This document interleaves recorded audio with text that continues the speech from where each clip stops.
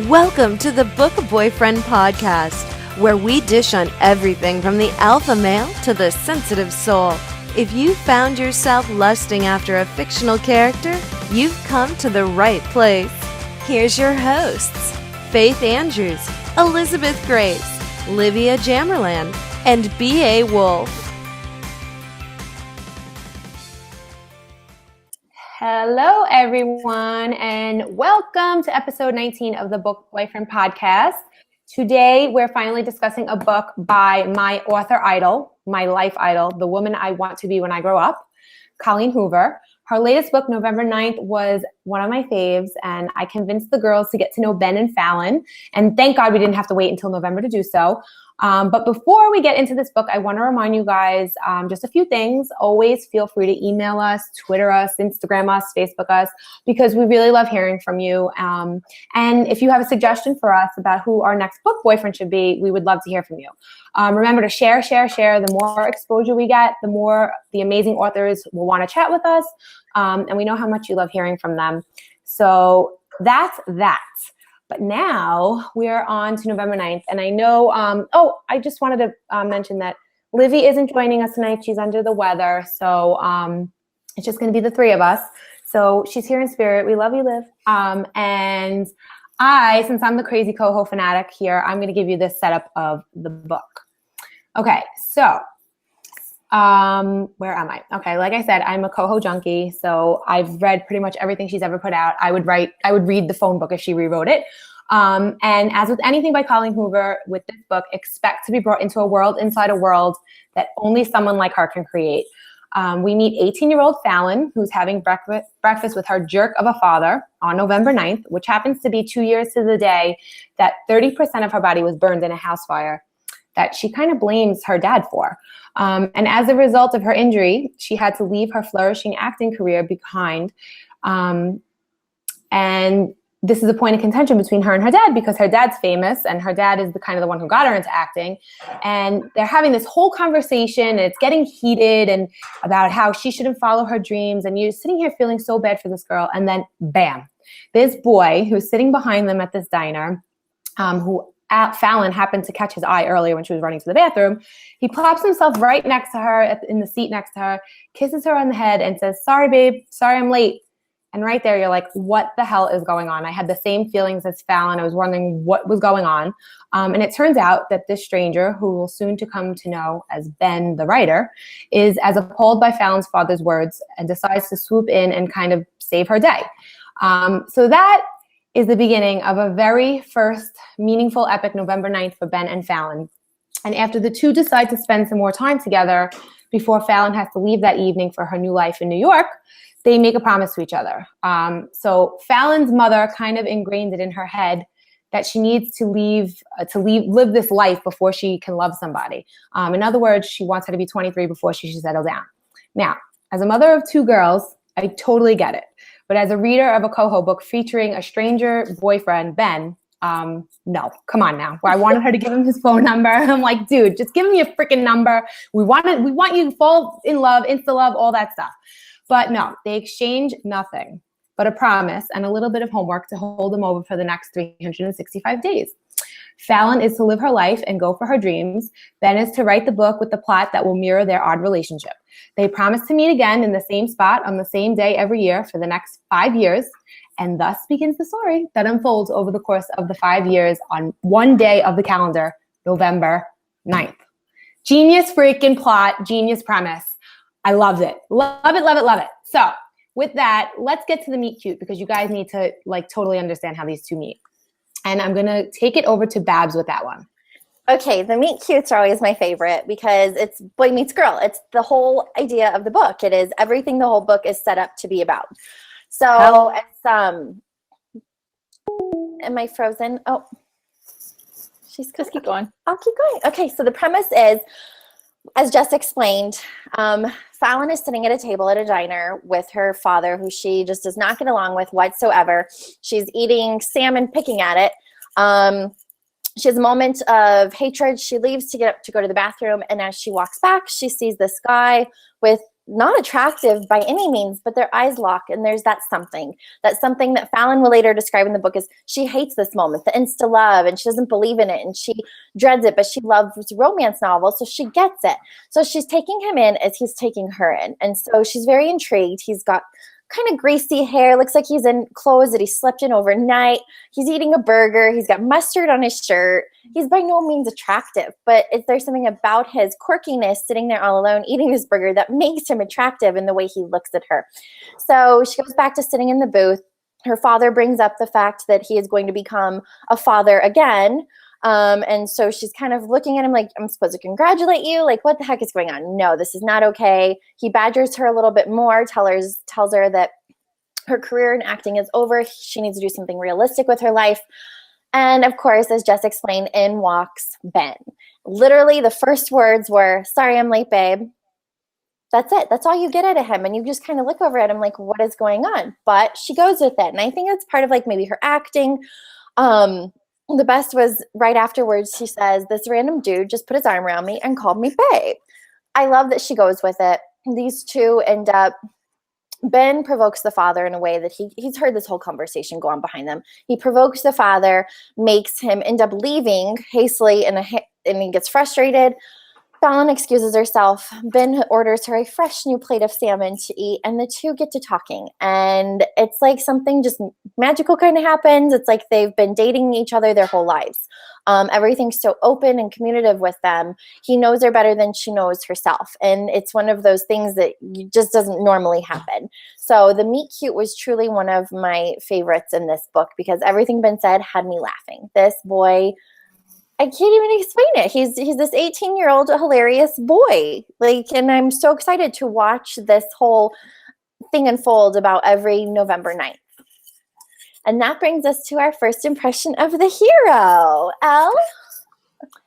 Well, I loved Benton. The first thing I loved about him was how he stuck it to the dad because he wasn't outwardly rude. He was, he just got his jabs in there at him and made his point clear. And I think made it clear to Fallon's dad that you're being a jerk without saying you're being a jerk. So I just loved how he kind of went back and forth with the dad and basically was defending her because he could tell that she wasn't, in a place where she was either just too exasperated with her dad and was like, it's not worth it to fight for myself, or she didn't have the confidence to fight for herself. And so I loved that he stepped in and decided to do that for her basically when he saw that she wasn't going to. Mm-hmm. And then, after they had a moment to talk amongst themselves, after the dad's gone, I just thought he was great. I thought what a nice guy this is. He's very, to me, he came off very deep. He was not a surface level person. It was clear that they had a connection right away. And you could tell that he was attractive, even though she described him as clearly being enclosed from the night before. I was but I could still see him being an attractive guy. So for that reason, I thought he was very sweet. And I loved that he basically stuck up for the person that at the moment couldn't stick up for themselves. So I thought that was great. It was. Okay. And I loved the fact, too, that he was bringing up actors that also have imperfections, have scars, like Joaquin Phoenix. And goodness, I wish I could remember the other one. Forrest Whitaker, was it? Yes, he had the lazy eye. And so it was just amazing how he even knew all of this to bring it up. It's okay that she has these imperfections. Let her be and let her do her career because clearly imperfections still win you Academy Awards and Oscars. And so I love that. Now, don't get us wrong, too. Ben has his moments where you're going to want to throw your Kindle and you're going to want to scream every curse word in the book at him. But I guess I'll go into my first impression of the boy is exactly that moment when he sits down and Fallon thinks to herself, what is this? His improv class assignment? And then it hits me. He overheard our entire conversation. He must be pretending to be my boyfriend as some way to stick it to my father. Some guy who doesn't even know her, doesn't even know the situation, takes it upon himself to make things right. And in my book, that is just everything. For someone to just come in unexpectedly, swoop and save the day. And then the whole jokes about how he is her 2-hour boyfriend, or he's like, man, it's not even 3 hours and I already made you cry. This is a record. Like, he was just so funny and giggly about all of these little moments and taking their whole fake relationship to like the next level. Totally made me fall in love with him. So I love Benton. Yeah, I know, me too. Can I talk about my most swoon-worthy moment for a second? Let's do it. Okay. So there's lots to pick from because Ben's a pretty deep, like for his age, he's a very deep person. And it's not till later in the book that you really get an idea of where that's all coming from. But I was reading in paperback because I bought this in paperback. So bear with me while I just go through my sticky notes here for a second. So a big joke between them was that Fallon likes to read romance. And so they had a lot of talk about book boyfriends and things that Fallon really loves in romance novels, and how to give like a kiss that's a 10 on the scale, in a romance novel. And so they had this conversation, and they made a joke earlier on about, what makes a kiss a 10. And Fallon said, well, angst, you need angst for a kiss to be a 10. So they have this amazing day together, and like there's clearly a connection between the two of them. And so I'm going to lead up to it. So this is what happens. So they go back to her place and they have this connection, and they fall asleep on the bed together, like innocent, fall asleep. And they get up and she's late. And she's like, we wasted all our time together. Now I have to go to the airport to fly to New York. And he says, and so I'm just going to read you this section, and it will make sense, and I'll lead into where I'm going. So it says, he straightens up and shoves his hands in his pockets and clears his throat. Do you need a ride to the airport? Amber's driving me, I say, somewhat disappointed that I do. In fact, I already have a ride. He nods and rocks back and forth on his feet. Well, the airport is absolutely not in the direction of my house, but I'll pretend it is if you want me to drive you. Oh my God, I loved that. Yeah, that'd be so funny, right? So in the end, he drives her to the airport, and he just pulls up to the front of the airport instead of going to the car park. And so she's like slightly disappointed because it's not really the goodbye that she was expecting. She was thinking he'd like get out and walk her into the airport, say goodbye. Whereas, he's just pulled up. It's going to be I'll help you get your bags out of the trunk, and okay, see you later. It's great to see you. So she's a little disappointed inside, but she doesn't say anything. And so she goes through, gives her stuff to the airline, whatever, and she's headed over to security. And then it says, 5 people is enough time to talk myself out of moving to New York. So I close my eyes and think about everything in New York that I'm excited about. Hot dog stands, Broadway, Times Square, Hell's Kitchen, Statue of Liberty, the Museum of Modern Art, Central Park. Fallon!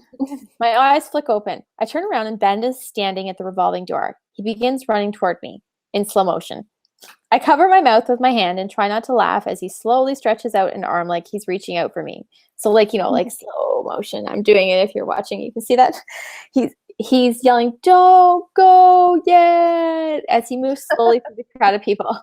People from all directions stop to see what the commotion is all about. I want to dig myself a hole and hide, but I'm laughing too hard to care about how embarrassing this is. What in the world is he doing? When he finally reaches me after what seems like forever, a huge grin spreads across his face. You didn't really think I was going to just drop you off and leave like that, did you? I shrug because that's exactly what I had thought just happened. You should know your own boyfriend better than that. He takes my face in his hands. I had to create the angst so I could try to make this kiss a 10. He presses his mouth to mine and kisses me with so much emotion, I forget all the things, everything. I forget where I am, who I am. There's a guy and I'm a girl, and we're kissing, and the feels and the knots in my stomach and the chills on my skin and the hand in my hair and my arms that feel too heavy, and now he's grinning against my lips. So I thought that was totally such a swoon-worthy moment. Just like it was cute and funny, and it was very reflective of his personality in that playful way. And I just, I thought like that's okay because he's thought ahead. Obviously, he dropped her off, very, unemotional, and then says, "Well, I had to create the angst to make the kiss a 10." So, anyways, that was my swoon-worthy moment. What about you, Faith? Okay, I had a million swoon-worthy moments because the definition of swoon should be this book because I just freaking loved it. But I literally felt, I was talking to Babs about this earlier, like I just felt things that I don't feel usually. And like there was just these moments that I actually had to sigh. Like, and I guess that's technically a swoon. So if I had to choose a favorite, for me, it would be this, but it's hard because I don't know. It's just, again, but anyway, okay. So, where am I? I'm losing my train of thought. Okay. To me, there were so many grand gestures. And as Fallon points out in the book, maybe the grand gestures don't matter nearly as much as the inconsequential things between two characters. So I'm picking something little. I'm taking apart from their second November 9th together, and they're lying in bed with this limited time that they have, and they're talking about the book Ben's writing, about their situation. And she asks him to make sure that he makes her character pretty. And he says to her, I can't make you pretty in this book because that would be an insult. You're fucking beautiful and you're funny. And the only times I'm not completely enamored by you are the moments you're feeling sorry for yourself. And I just love this because so many times in this book, you could just sense how she feels, that she feels inadequate and she doesn't feel pretty and she's scarred. And he never once didn't make her feel beautiful. And I think it just, I don't know, it just totally made me swoon all over the place. So what about you, Babs? Oh my gosh, I think I highlighted a thing on every page. Like literally, and it wasn't even just Benton or Fallon. It was Coho's words. Like they were just so, they would either touch home with you or like there was a moment, and it's going to be one of my, I wish I wrote that. So one of my swoon-worthy moments, I have two, I know, rule breaker here. So remember on their first November 9, they're at her apartment and he goes an hour early because he wants to spend as much time with her as he can. And so he goes back to her room and he calls and makes reservations for dinner. And, or no, this was before. So he comes back and she's not dressed yet. She had just finished packing and he's like, I want you to wear this dress. And it's a black dress and it's going to show a lot of her scars, a lot of what makes her beautiful to Ben. And he wants to see this. And she says no. And so he pulls her over and he basically slowly undresses her button by button, pulls her jeans down. And she can't stop it because she has this connection to him. It's him and her. They're soulmates for life. I swear it. And so he's undressing her and she steps out of her jeans and he says, lift your arms. And so she does. She lifts her arms and he slowly puts the dress over her. And this is where I need to tell you guys. Okay. So he says, please lift your arms, Fallon. I lift them and he raises the dress over my head and slips it down my arms. He pulls it until my head slips through and he keeps pulling it, adjusting it over my curves. When the dress is finally in place, he lifts my hair and lets it fall down my back. He takes a half step back and eyes me up and down. He clears his throat, but his voice still comes out raspy when he speaks. Fucking beautiful, he says with a slow grin. And red. Red? I look down at the dress, but it's definitely black. Your panties, he says in clarification, they're red. It's something Ben has an obsession with. He wants to know what color her panties are, so he finally knows. But it was just such a swoon-worthy moment because he wasn't doing this for him, even though he wanted to see her in this. He was doing it for her, to show her that she could be comfortable in her own skin. So that was swoon-worthy. And then, of course, their first kiss as they're leaving the hallway. This is before the famous slow-motion airport kiss. He says, it may not be book-worthy, but it'll have to do. He takes 2 quick steps toward me until his hands are in my hair and his mouth is on mine. He's like fighting himself in the hallway and he's like tugging at his hair and he's just like, I gotta do it. Like it is what it is. And it's a total 10 for me.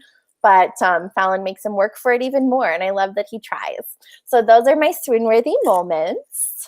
Did you not just love that she put all these like things about books in there, like the whole book boyfriend thing and the kissing and the angst and what makes it so I just love that because it's just so Coho-ish that she like found a way to I mean for us it's funny because we're authors reading the book, and to me it was just so, I don't know, I loved all that, and I love that he like winds up becoming a romance lover because of it. But the best part I think for me was that you weren't reading a book in a 2-week time span or a year time span. You were getting like the fast forward version of 5 years of their lives. And so you got to every November 9th, you got to catch up with them. You'd be like, okay, what's new? And you didn't have to read parts that were, taking you from one moment to the next. You just got it all bam in one moment. And then you knew that November 9th was either going to be a make or break. You knew going into it. There was one November 9th, I was PMing Jess. I was like, oh my gosh, I know something bad is going to happen. The ball is going to drop and I'm going to be done. And I'm pretty sure I put the book down and I was like, I can't do it. Like you just feel it in your bones that this one isn't going to be a good November 9. But then, okay, we have another November 9. And I just loved that whole time gap thing. It's very different. Yeah, it was extremely different, but I think it was like genius. Like everything she does, genius. That brings us to I wish I wrote that. Oh boy. Okay. What's my famous line? What do I wish I wrote? The whole damn book. The whole book. Exactly. The entire book was full of I wish I wrote that. But one that really, really stuck with me was, I'm pretty sure Ben says it, and he says, people can't miss what they were never introduced to. And it's every time they have to leave each other, this angsty, heartbreaking feeling that you have to wait a whole nother 365 days. And lucky for us, obviously, we just got to turn a page and it was the next year. But in real life, real fictional life here, they had to wait. And it's like, if he had never met her, he'd never have to miss her. And I totally understood that, because there's been so many things that happen throughout your life that I'm like, damn, I just wish that never happened so I'd never have to think about it. So that line really, really it struck a chord with me. Elle, what about you? What was yours? Mine was something, I believe it was pretty close to when they were first meeting. And it might have actually been in the closet, which Babs was discussing, when he was taking the clothes off her because he wanted her to wear that dress. And it's internal, and Fallon's thinking it, and she says to herself, he's soaking me up like it's a privilege rather than a favor. And I just loved that. Because it's really actually how he treated her. Like the whole time was like that, like he was privileged to be in her presence, and to have her reciprocate some of his feelings. So I loved that line. What about you, Babs? Love that line. Oh my gosh. Okay, I have 3. I know, but they're short. They're short. I'm pretty much the Jess in this one. I'm like, I just wished I wrote the whole book. Like literally, I've highlighted something from every page. Okay. So the first one is, he's gripping my face like he's afraid to let go. They're just so simple, but so beautiful. And they just make you sigh. They make you swoon for a moment. And then this one I loved for like just even attaching to real life. Goals are achieved through discomfort and hard work. And I just love that, because nothing ever big came from something easy. And so it's just one of those lines that you're like, oh, yes, Coho, I get it. We must have big careers ahead of us. Freaking hope so. Oh, geez. Okay, and then my last one.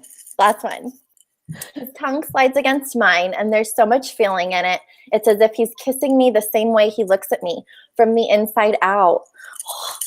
I mean, like that. I need some Coho juice. I need something from Coho's house. I'm going to go sit with her for dinner. We're going to drink some tea, and it's going to be great. She's going to tell me, Babs, you got this. It's like I always say about her, though, like we've read some really poetic things, like things that could, like we wanted tattoos of the last book on our arms.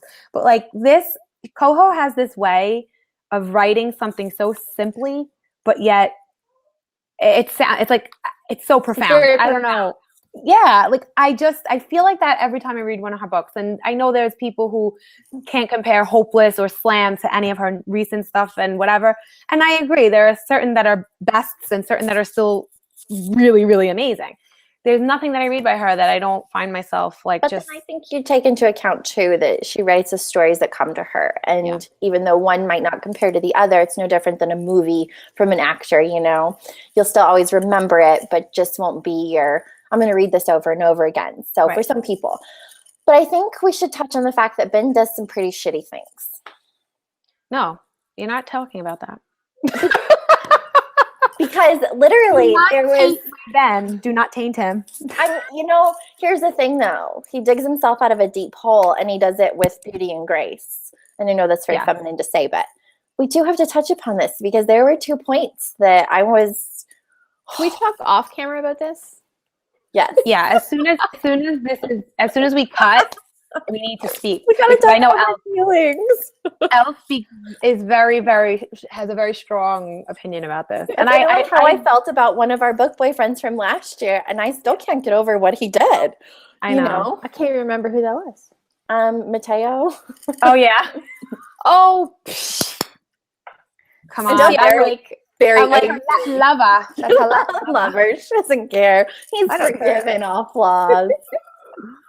Oh God! All right, I guess that because we're not going to sit here and bash Ben. We're not bashing. No, and I love him. I don't think he needs bashing. No, at all. No, not at all. Not at I all. thought long and hard about this. I really did, because this is my second read through of this book. And I really thought that I was going to just like, whatever, skim it because I read it already just to get some information for the podcast. And I found myself getting lost in the words again, and I couldn't do that. Like, I literally sat the last 2 days and literally read word for word. And I had something that I don't want to give away, but someone had said something to me that something he does kind of negates everything he did in the beginning of the book. And the more I thought about it, I'm like, to me, it didn't. Like, there was maybe this one part that you could say he shouldn't have done that one thing.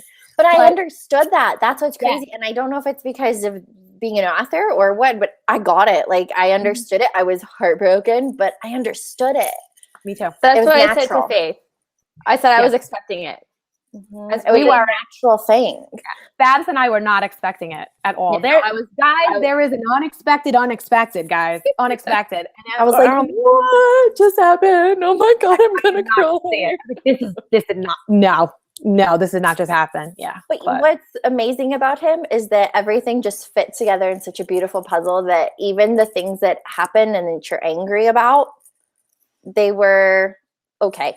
I mean, I don't know if that's wrong of me, but he did what any normal person would do. And you can't even say that he's completely forgiven. Like, there was no harm, no foul. Like, it was. And I think it comes down to, I'm trying to remember what book it was and I can't remember, but Rachel Van Dyke in one of her books, she has a quote that goes something like this. It's not going to be exactly because I can't remember, but it basically says something like, why is it that as soon as you find love that you're happy, and then as soon as you find love you're happier than you've ever been, but then all you do is worry about losing it, or something like that, or like all you're doing is worrying about holding on to it still. Like, you were happy before you found it, and then you find it and you're like, oh my God, I'm so happy, and then it's like you're almost miserable because you're just worried about losing it and not being able to grip it. And I kind of think that's exactly what happened. Yeah. Yeah, for sure. Okay, moving on. Just had to get it out there. I know. Just talk about my feelings. It almost needs to be told that there is. Well, of course, it is. Otherwise, like, you wouldn't even have a book, right? Exactly. Right. You have to have your sad points. Yeah. Or it wouldn't be 12. Or it wouldn't be 12. Where are they going to get the 12 kiss from, right? Yeah. Oh my goodness. All right. So I guess that brings us to our most our erection selection. Yeah. This is our most famous section of our podcast, I think, and this is the erection selection. So I am going to bounce chicka wow wow music for that. I know. We really need to work on that. We have to tell Liv. Liv is our technical genius here. We have to have her as soon as that goes on. We get bounce chicka wow. All right. So I guess I'll go first. I had a lot of trouble with this one because he's young and I'm older, so I don't picture these cute youngy guys anymore. I just picture these older men. But so I asked around. I was like, all my friends who read this book, and I'm like, who would you picture as him? Like, I really can't get it in my head. And then in came my head this guy who is my current boy toy that I love. Who he really can't be him, but he's him in my head right now. This is a bad picture of him, like as far as I'm almost looking scared like Ben. Here. Show me. You watch the show Younger? I know Elle does. Elle, you watch Younger? You watched 1 or 2 episodes? I have 4 episodes taped that I have not watched yet, but I will. You're going to look at this guy and you're going to go press play right now. Nico Tortorelli. Holy Mother of God. Do you see it? Can you see it? He's in the light. In the light. See it? You see it? Now you see it? There we go. Yep. Now I can see him. Damn, girlfriend. You need to look at this guy. Just watch the show for him. And then read the book again and picture Ben like this because holy freaking smokes. Okay, Babs, your turn. Okay, so this one just kind of came to me. I don't know if it's necessarily who I picture because I picture Ben as just this perfect man. And I'm not really so much a fan of this guy, but it fits. Ashton Kutcher. Yeah. Oh, yeah. You see it? Like, I can see it. Like, I'm not like a, Ashton Kutcher kind of swoon girl, but it works. It works. Totally works. All right, what about you, Al? I chose, and I think this guy might actually been your Casey, Jess or Faith. I'm not sure. This is Diego Boneta. Yes, so that's totally Ben. I thought that was your Casey, but this is like 100. Like, this is how I was picturing him in my head the whole time. So that's my Ben. He's sweet. He looks like a writer, Ben the writer. Right, that's what I thought.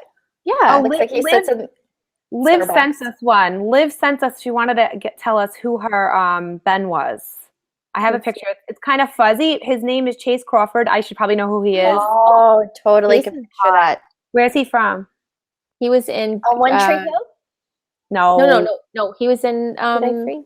I was like Golden Girls, Gossip Girl. Oh, Very opposite of Golden Girls. Golden Girl. This is him. This is his picture that Liv sent me. Chase Crawford. Yeah, I could totally see him as Ben. Yep. He could be He's Ben. on Chicago Fire now. Oh, yeah. Okay. Yeah, oh, good choice, Livy. Delicious. Oh my goodness. Okay, so now we're on to the next one. We're on to our other beloved section, Kiss, Marry, Do. And since I ran this thing, I chose as the choices here, Ben, Paul from How to Kill a Rock Star, Loring from How to Kill a Rock Star, because we know we had a lot of Loring fans last week, Archer from Archer's Voice, and Tristan from The Air He Breathes. So, Elle, you want to go first? Who's your Kiss, Marry, Do? I'm gonna marry Paul. We all know this. We do. Because Max, I was disappointed not to see Max on this list. I second that. What the hell? He's at least worth a do. He's worth a do, okay? Absolutely. I'm gonna do Tristan because that was some yummy in that book, and I'm gonna kiss Archer because I got a thing for Archer. So that's me. What about you, Faith? Okay, you and I are going to have to be some sister wives or something because I'm sharing Paul. I'm marrying that dude. That dude is like just gets my soul. So I'm marrying him. I am kissing Ben because no joke, some of the descriptions of these kisses were pages long and they were freaking insane. I want to be kissed like that. I want a 12-star kiss. That's what I want.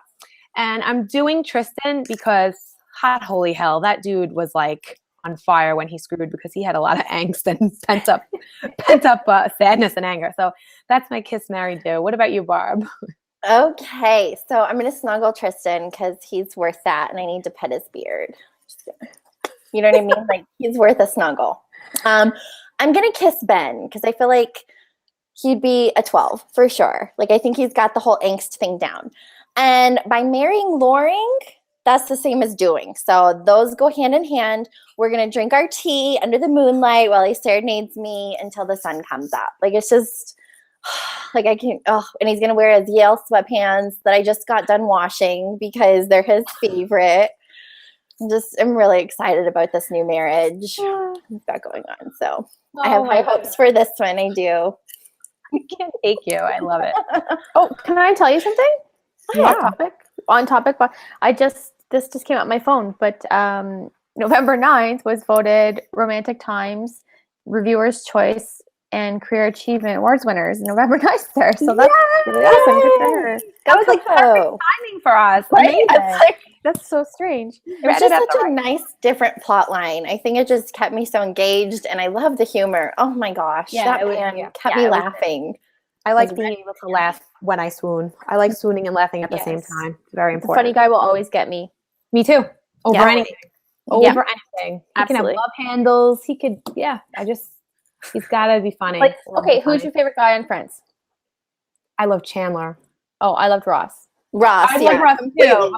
Ross is because I have a love for paleontology as well. I may have wanted to be one when I was a little girl. I had dinosaur kits, so there's that Triceratops. Ooh. So me and Ross. I like Chandler's dry humor. It was funny. It was like weird, like sarcastic funny, you know? Yep. Oh my God, guys, we finally got a Coho book under our belt. Yay! Sure, it won't be the last. No, it definitely won't. She has too many good things coming up. But yeah, so that about wraps it up.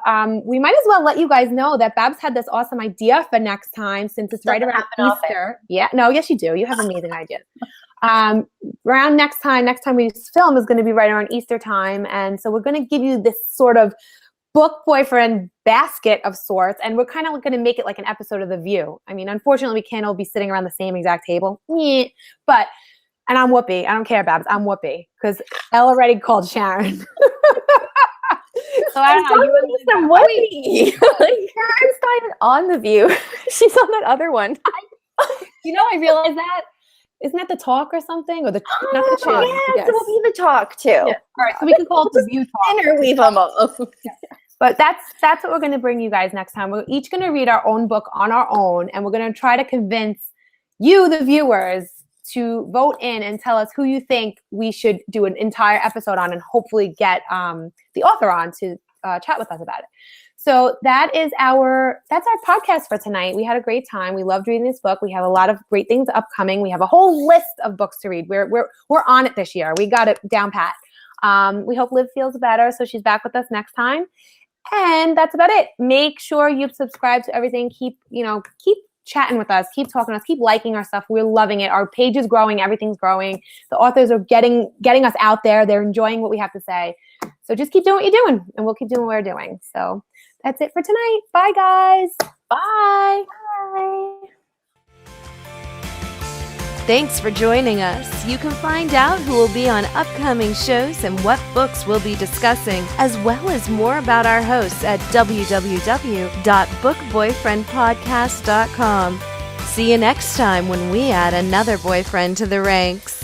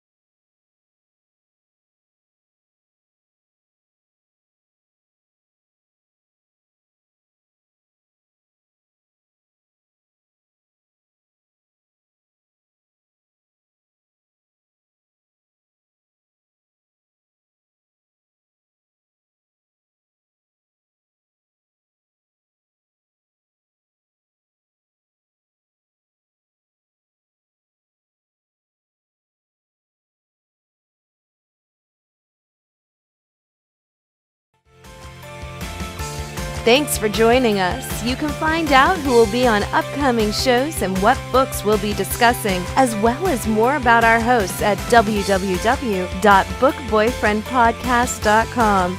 See you next time when we add another boyfriend to the ranks.